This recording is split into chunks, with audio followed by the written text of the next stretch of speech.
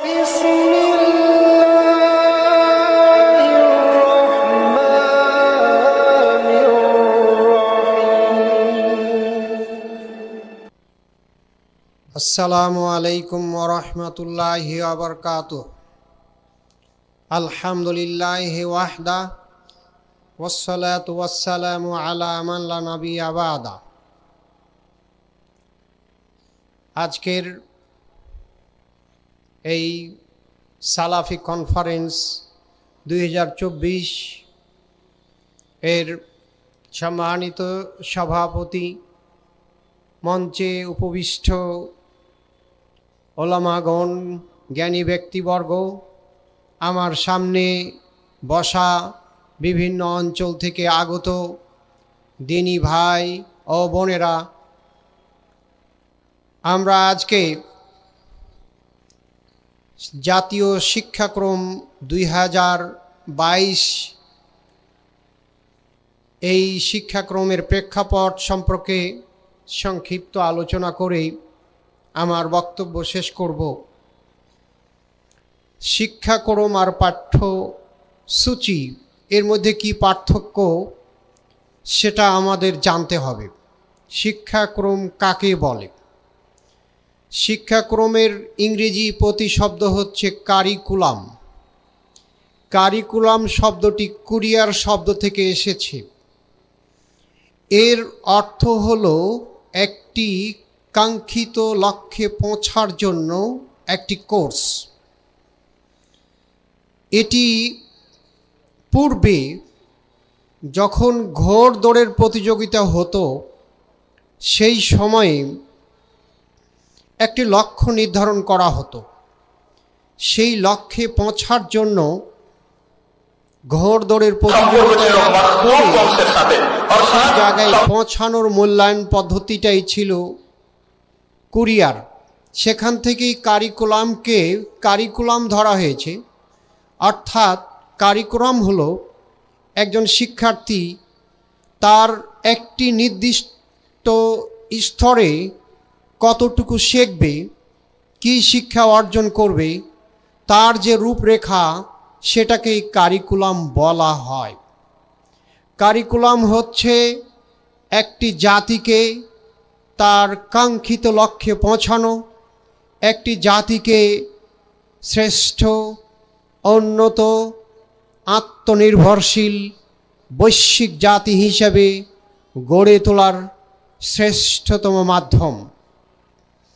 শিক্ষা এমন একটা গুরুত্বপূর্ণ বিষয় যে শিক্ষার মাধ্যমেই মানুষ নিজেকে জানতে পারে, তার দায়িত্ব এবং কর্তব্য সম্পর্কে জানতে পারে। এজন্য ইসলামে শিক্ষার গুরুত্বের কথা বর্ণনা করতে গিয়ে সবার প্রথমে জ্ঞান অর্জনকে উৎসাহিত করেছে ইসলাম। ইকরা বিসমি রাব্বিকাল্লাযী খালাক, পড়ো তোমার রবের নামে যিনি তোমাকে সৃষ্টি করেছেন।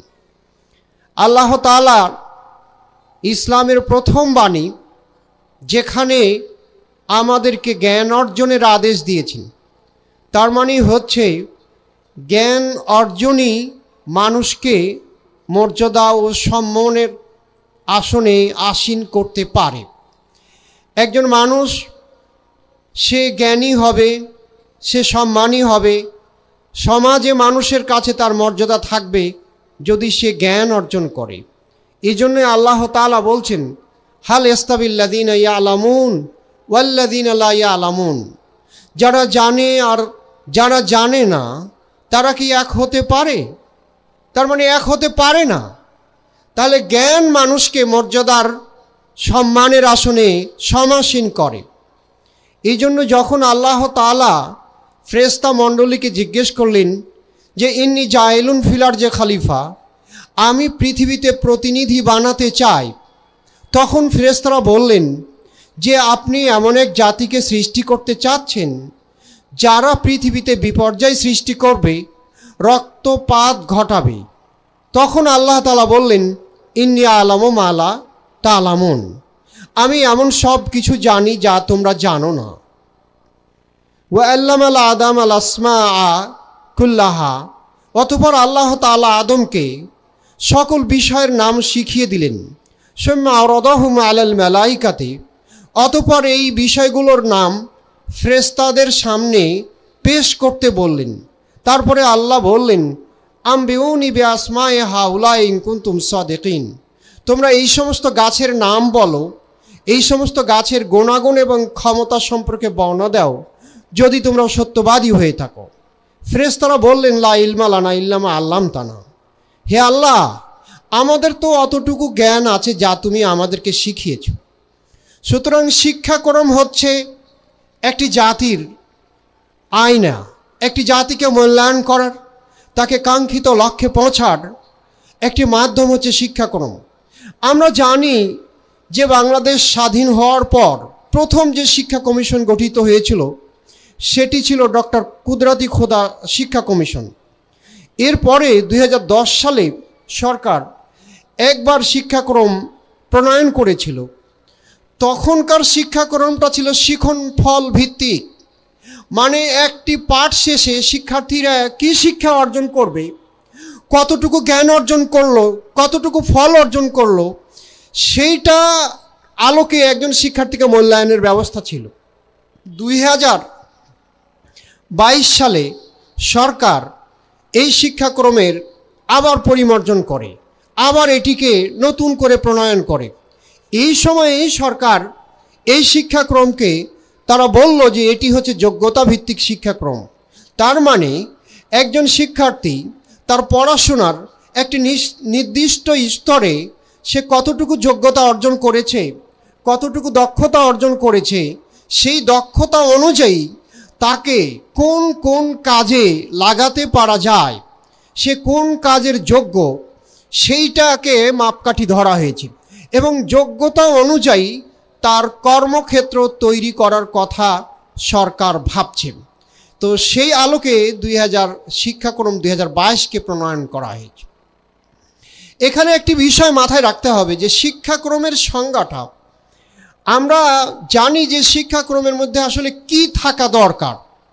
দেখুন যে কেউ কেউ বলছেন যে একজন শিক্ষার্থী আসলে কি শিখবে, কিভাবে শিখবে এবং সেই শিক্ষাগুলো কিভাবে মূল্যায়ন করা যাবে, মূল্যায়নগুলোকে কিভাবে সংঘবদ্ধ করা যায়, স্কুল কেন্দ্রিক বা প্রতিষ্ঠান ভিত্তিক তার অর্জিত দক্ষতা, পরিবার এবং সমাজ থেকে তার প্রাপ্ত অভিজ্ঞতা, এইগুলোই হচ্ছে শিক্ষাক্রমের মধ্যে থাকে। এখন ধরুন যদি একজন শিক্ষার্থী তাওহীদ শেখে, তাহলে এই তাওহীদ শিখলে তাওহীদ সম্পর্কে, আল্লাহ তাআলার একত্ববাদ সম্পর্কে কিভাবে শিখবে এবং এই শিক্ষা অর্জন করার জন্য কি কি প্রশ্ন করা হবে, প্রশ্নগুলো কেমন হবে, কিভাবে তাওহীদ সম্পর্কে শিক্ষা অর্জন করলে তার মধ্যে তাওহীদের একত্ববাদের শিক্ষাটা তার মধ্যে জাগবে এবং এই আলোকে সে নিজের জীবনকে গড়ে তুলবে, এইরকম জিনিসটাকে মূলত মাথায় রাখা। তো এখানে সরকারের চিন্তাভাবনার অনুযায়ী আমরা যদি একটু ভাবি তাহলে দেখতে পাই সরকার ভাবছে যে মানুষকে এমনভাবে শিক্ষা দেওয়া যে শিক্ষাটা হবে বাস্তব ভিত্তিক এবং জীবন ভিত্তিক, সে যেন নিজেকে অভিযোজিত করতে পারে, সমাজের সাথে খাপ খাওয়িয়ে নিতে পারে। দেখুন বর্তমান হচ্ছে প্রযুক্তি ও বিজ্ঞানের যুগ, যে যুগটা হচ্ছে অন্যান্য দেশের সাথে, বিশেষ করে উন্নত বিশ্বের সাথে তাল মিলিয়ে যদি আমাদের দেশের শিক্ষার্থী তার যদি যোগ্যতা সেরকম না হয়, তার যদি জ্ঞান অর্জন সেই জায়গায় সে পৌঁছাতে না পারে, তাহলে কর্মক্ষেত্রে তার জীবনকে বিভিন্ন জায়গায় প্রতিযোগিতায় অংশগ্রহণ করার ক্ষেত্রে সে ওই জায়গায় নিয়ে যেতে পারবে না যেই জায়গায় একটি উন্নত দেশের মানুষ পারে। তো এই জন্য সরকারের চিন্তাভাবনা হলো যে তাকে এমন যোগ্য, উপযুক্ত, বৈশ্বিক নাগরিক গড়ে তোলা যে নাকি চতুর্থ শিল্প বিপ্লব এবং আর্টিফিশিয়াল ইন্টেলিজেন্সের মোকাবেলায় নিজেকে দাঁড় করাতে সক্ষম হয়।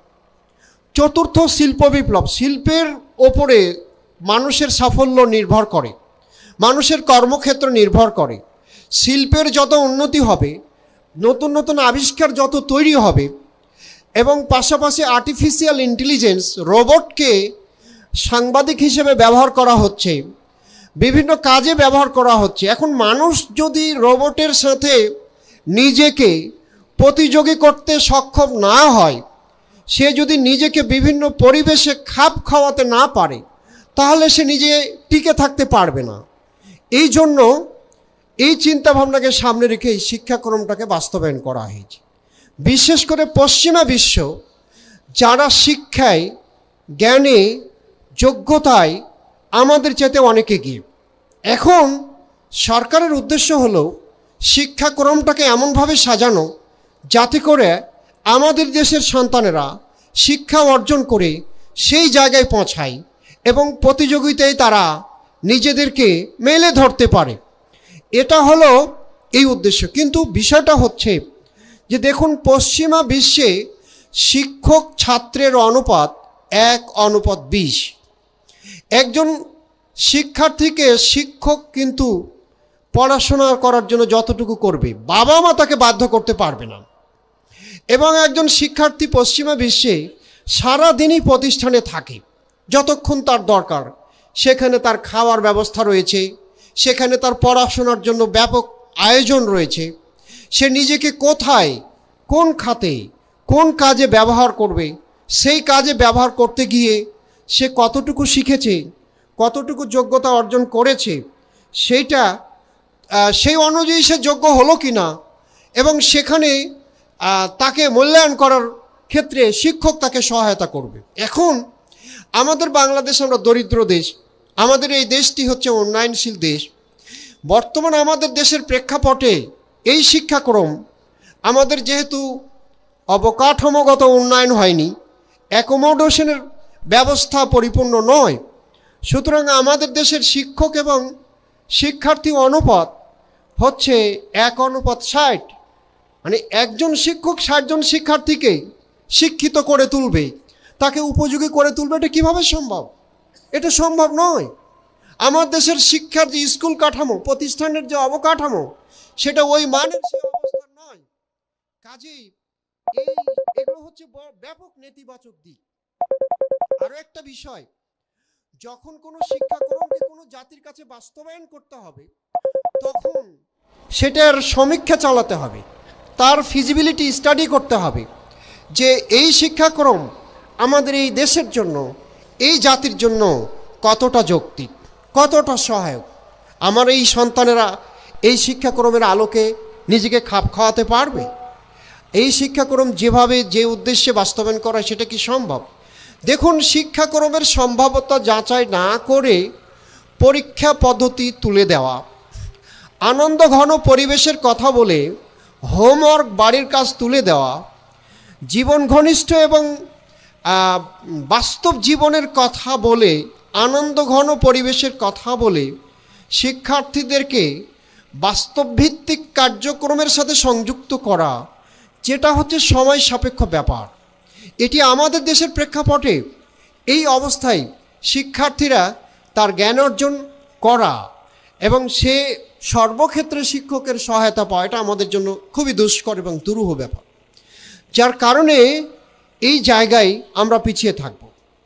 আমরা যেটা বলেছি যে চতুর্থ শিল্প বিপ্লব, পাশাপাশি আর্টিফিশিয়াল ইন্টেলিজেন্স, এর সাথে এদেশের যে শিক্ষা সিস্টেম, যে পদ্ধতি, সেইটার ক্ষেত্রে একটা ধারাবাহিক পদ্ধতি অবলম্বন করা দরকার ছিল।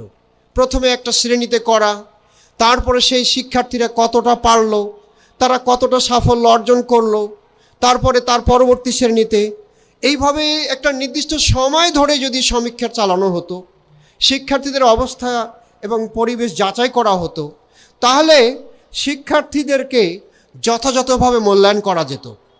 এখন হয়েছে যে বইগুলো প্রণয়ন করা হয়েছে ক্লাস 6, 7, 8, 9 এবং 10, এই জায়গাগুলোতে বইয়ের ব্যাপক পরিবর্তন আনা হয়েছে। বিজ্ঞানের অনেকগুলো বিষয় সেগুলো কমিয়ে ফেলা হয়েছে এবং এর যে কন্টেন্ট, এই কন্টেন্টের ধারাবাহিকতা, সেই জায়গায় ব্যাপক পরিবর্তন আনা হয়েছে। হঠাৎ করে এই পরিবর্তন, এতগুলো শিক্ষার্থী, এতগুলো ক্লাস, সেইটা মানিয়ে নেওয়া এবং সেই আলোকে নিজেকে গড়ে তোলা, এটা আমাদের দেশের প্রেক্ষাপটে অনেকটা কল্পলোকের মতো, স্বপ্ন দেখার মতো, যেটা নাকি আমাদের শিক্ষার্থীদের পক্ষে এটা অ্যাডাপ্ট করা, নিজেকে এর সাথে খাপ খাইয়ে নেওয়া অনেকটা কঠিন একটা বিষয়। সুতরাং এই বিষয়টা আরও সময় নিয়ে, আরও ভেবে, আরও একটা নির্দিষ্ট সময় পর্যন্ত কল্পনা করার পরে এটা বাস্তবায়ন করা যেত। এখানে গুরুত্বপূর্ণ বিষয় হচ্ছে শুধুমাত্র বৈষয়িক বিষয়গুলোকে গুরুত্ব দেওয়া হয়েছে।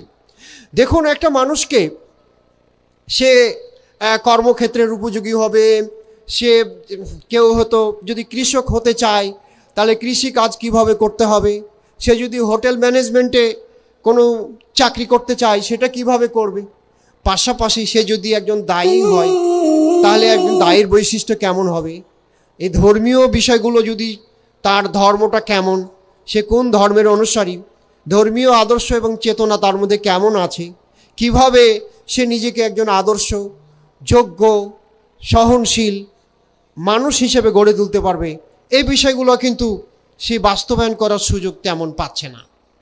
কারণ একটা মানুষ নিজে শেখে এবং শেখার পরে সেটা যদি তার বাস্তব জীবনে বাস্তবায়ন করার সুযোগ পায়, শিক্ষকের কাছ থেকে যদি সে প্রত্যক্ষ সহযোগিতা পায়, তাহলে সে নিজের আচরণ, নিজের চিন্তাভাবনা, নিজের আদর্শকে বদলাতে পারে, নিজেকে একজন যোগ্য, আদর্শ, শ্রেষ্ঠ নাগরিক হিসেবে গড়ে তুলতে পারে। সেই সুযোগগুলো কিন্তু আমাদের বাংলাদেশের প্রেক্ষাপটে সীমিত। আরও একটা বিষয়, শিক্ষার্থীর চেতনা এবং মানসিকতা, যেটা আমরা একটা কথা শুনি বা জানি যে ট্রান্সজেন্ডার, মানুষের মানসিকতার উপর ছেড়ে দেওয়া যাবে না। ধর্ম মানুষকে নিয়ন্ত্রিত করে, ধর্ম মানুষকে আদর্শিক করে তোলে। যখন আপনি একজন মানুষ তার উন্মুক্ত চেতনা, উন্মুক্ত বিশ্বাসের উপর ছেড়ে দিবেন, তখন সে কিন্তু ভুল পথে চলবে, সে অন্যায়ের পথে চলবে। আর শয়তান তো আমাদের প্রকাশ্য শত্রু, সে কিন্তু আমাদেরকে ভুল পথে চালানোর ক্ষেত্রে শয়তান কিন্তু ওস্তাদ, তার কিন্তু অভিজ্ঞতা, তার কিন্তু এই বিষয়ে জ্ঞানের অভাব নেই। সে মানুষকে কিভাবে পথভ্রষ্ট করতে পারে, ভুল পথে চালাতে পারে, সে সকল কলা কৌশল শয়তানের জানা আছে। এই জন্য তো শয়তান আদম আলাইহিস সালামকে বলেছিল যে আল্লাহ তাআলা তোমাকে যে যে গেন্দম ফলের গাছটা খেতে নিষেধ করেছে, কেন তা জানো? সেটা হচ্ছে শাজারাতুল খুলুদ। সেই গাছ যদি তুমি খাও তাহলে স্থায়ীভাবে জান্নাতে থাকার সুযোগ পাবে। শয়তান এমনভাবে ধোঁকা দিল এবং বলল, আমি তো তোমাদের হিতাকাঙ্ক্ষী। এই জন্যই মানুষের জন্য, মানুষের চরিত্র এবং আচরণ সুন্দর করার জন্য ধর্মের দরকার আছে, ইসলামের দরকার আছে। কারণ ইসলাম মানুষকে আদর্শগতভাবে, চরিত্রগতভাবে সুন্দর, যোগ্য নাগরিক হিসেবে গড়ে তোলার শিক্ষা ইসলামে আছে। দেখুন, আল্লাহ রসুল সাল্লাল্লাহু আলাইহি সাল্লাম যখন আরবের এই জগতে আসলেন, তখন তাকে তিনি এমন একটা সময় আসছিলেন যখন আরবদের চারিত্রিক অবক্ষয় ঘটেছিল, তাদের সামাজিক, রাজনৈতিক অবক্ষয় সৃষ্টি হয়েছিল। সেই জায়গায় সমাজ ব্যবস্থা বলেন, রাষ্ট্রীয় ব্যবস্থা বলেন, ধর্ম ব্যবস্থা বলেন, এইটার ব্যাপক বিপর্যয় ঘটেছিল। পিকে হিট্টি তিনি বলেছেন যে একজন ত্রাণকর্তা আগমনের এত উপযুক্ত সময়, এত বেশি প্রয়োজন আর কখনো লক্ষ্য করা যায়নি। এই সময় মুহাম্মদ সাল্লাল্লাহু আলাইহি সাল্লাম এসেছিলেন এবং ওই বর্বর, ওই হিংস্র, ওই পাশবিকতার চাদরে ঢাকা জাতিকে একটি আদর্শ, একটি শ্রেষ্ঠ, উন্নত জাতিতে পরিণত করেছিলেন। কারণ এখানে ছিল ধর্মের মিশ্রণ। তাই তো আল্লাহ তাআলা বলছেন, ওয়ালাউ কুনতা ফাজ্জান গালিজাল কলবে লানফাজ্জু মিন হাওলিক। ওহে মুহাম্মদ, তুমি যদি কর্কশভাষী হতে, তোমার হৃদয় যদি শক্ত হতো, লানফাজ্জু মিন হাওলিক, তাহলে আরবের জনগণ তোমাকে ছেড়ে চলে যেত। তো যাই হোক, আমরা এই কথাগুলো বলে বোঝাতে চাচ্ছি যে শিক্ষা মানুষকে একটি আদর্শ, একটি শ্রেষ্ঠ, উন্নত জাতি হিসেবে, সম্মানিত জাতি হিসেবে প্রতিষ্ঠিত হতে সাহায্য করে।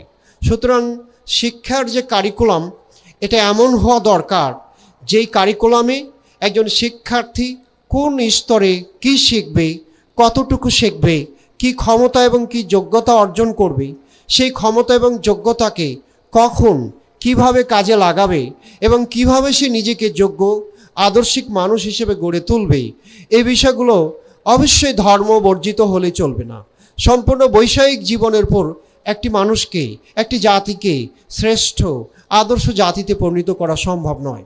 এই জন্য আমাদের দরকার হচ্ছে সমন্বিত শিক্ষা ব্যবস্থা, যে শিক্ষা ব্যবস্থা তাকে যেমন সমকালীন চাহিদার আলোকে যোগ্য করবে, যেমন কর্মক্ষেত্র অনুযায়ী প্রতিযোগিতার সক্ষম করে তুলবে, পাশাপাশি নৈতিকভাবে আদর্শগতভাবে সে একজন শ্রেষ্ঠ, সে উন্নত চরিত্রের অধিকারী হবে, এমনই হওয়া উচিত। এবং সেই লক্ষ্য উদ্দেশ্য কিন্তু আল জামিয়া সালাফিয়া আছে এবং সেই রকমই শিক্ষাক্রমের কথা আমাদের চিন্তাভাবনায় থাকে, আমরা সেটা নিয়ে কিন্তু কাজ করছি। তো আপনারা মনে করবেন যে শিক্ষাক্রম সম্পর্কে মোটামুটি আমি কিছুটা ধারণা দিতে পেরেছি। এখানে আসলে লম্বা একটা বিষয় ছিল, তা আমার সময় যেহেতু সমাপ্ত বা কাছাকাছি শেষের দিকে, আমি আর লম্বা করতে চাচ্ছি না। শিক্ষাক্রম সম্পর্কে আমাদের জানা পড়ার প্রত্যেকের দরকার আছে। তো আমাদের এই যে বিষয়টা আমি বললাম, আমাদের এতেসামের এই সর্বশেষ যে এটার সম্পাদকীয়তে আছে, আপনারা শিক্ষাক্রম সম্পর্কে এই পাঠটা বারবার পড়বেন।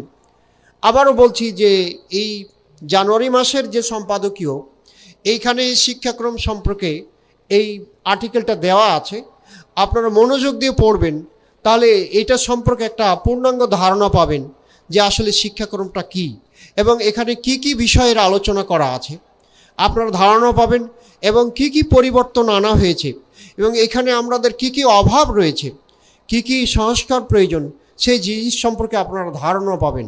আমি সবাইকে এতেসাম পত্রিকার সম্পাদকীয় সেটা পড়লেই ধারণা পাবেন, সেই অনুরোধ রেখে শিক্ষা সম্পর্কে পূর্ণাঙ্গ একটা ধারণা অর্জন করার অনুরোধ জানিয়ে আমার আজকের এই বক্তব্য এখানেই সমাপ্ত করছি। আমা তৌফিক ইল্লা বিল্লাহ, আকুলু কাউলি হাজা, আস্তাগফিরুল্লাহ আলী ওয়া লাকুম ওয়া লিসাইরিল মুসলিমিন। আসসালামু আলাইকুম।